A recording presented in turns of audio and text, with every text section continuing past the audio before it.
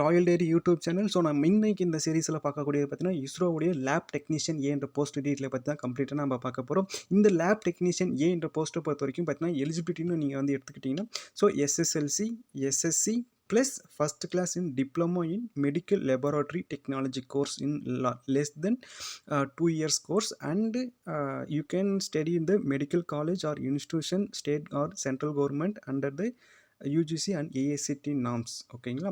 So நீங்கள் வந்து 10th முடிச்சிருக்கணும், 12th முடிச்சிருக்கணும், plus diploma in medical laboratory நீங்கள் படிச்சிருக்கணும்.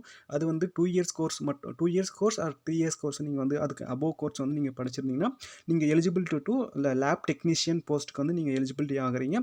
ஸோ இந்த லேப் டெக்னீஷியன் போஸ்ட்டை பொறுத்த வரைக்கும் உங்களுக்கு வந்து பே லெவல் அப்படின்னு பார்க்கும்போது உங்களுக்கு வந்து 4 வந்து கொடுக்குறாங்க. ஸோ அரௌண்ட் 25,000லேருந்து நீங்கள் வந்து 81,000 வரைக்குமே நீங்கள் வந்து ஏர்ன் பண்ணலாம். ஸோ இதுக்கான ஏஜ் லிமிட், இந்த போஸ்ட்டுக்கான ஏஜ் லிமிட்னு பார்க்கும்போது நீங்கள் 18 இயர்ஸ்லேருந்து 35 பிலோ 35 இயர்ஸ் வரைக்குமே இது ஃபிக்ஸ்டு ஏஜ் லிமிட். இதில் வந்து அட்வர்டைஸ்மெண்ட் டைமில் உங்களுக்கு வந்து சில ஏஜ் ரிலாக்ஸேஷன் இருக்குது, அதை நம்ம பார்த்து நீங்கள் அப்ளை பண்ணிக்கலாம். ஸோ அதுக்கடுத்து பார்த்தீங்கன்னா உங்களுக்கு வந்து செலெக்ஷன் ப்ராசஸை பொறுத்த வரைக்கும் பார்த்தீங்கன்னா உங்களுக்கு வந்து written test plus skill test ரெண்டுமே வந்து ப்ரொவைட் பண்ணுறாங்க. ஸோ ரிட்டன் டெஸ்ட்டை பொறுத்த வரைக்கும் நீங்கள் வந்து உங்களுடைய டொமைன் சப்ஜெக்ட்லேருந்து என்ன மாதிரியான எம்சிக்யூ பேஸில் வந்து கொஸ்டின் கேட்பாங்க. So diploma in medical laboratory and டெக்னாலஜிலேருந்து நீங்கள் என்ன கோர்ஸ் வந்து ஸ்டடி பண்ணீங்களோ அதுலேருந்து எம்சிக்யூ பேஸில் கொஸ்டின் கேட்பாங்க.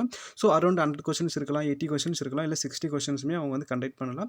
ஸோ நீங்கள் ரிட்டன் டெஸ்ட்டில் ஹை ஸ்கோர் பண்ணிட்டுனா உங்களுக்கு நெக்ஸ்ட் ஒன் நீங்கள் ஸ்கில் டெஸ்ட்டுக்கு வந்து குவாலிஃபை ஆவீங்க.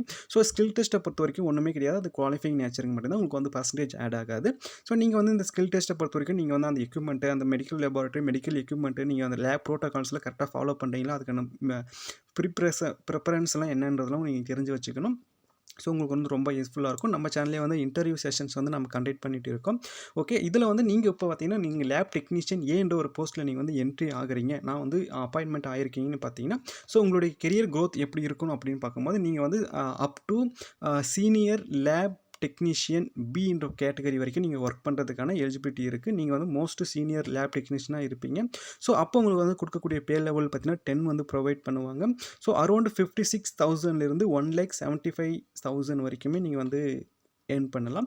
ஸோ அதுக்கப்புறம் பார்த்தீங்கன்னா உங்களுக்கு வந்தான மெரிட் இருக்குது, ஸ்கீம் இருக்குது, அலவன்ஸ் இருக்குது, மற்றும் அனதர் கவர்மெண்ட் அலவன்ஸ் எல்லாமே உங்களுக்கு இருக்குது. இது எல்லாமே பார்த்தீங்கன்னா subject to availability and best performance in the your post of lab technician A.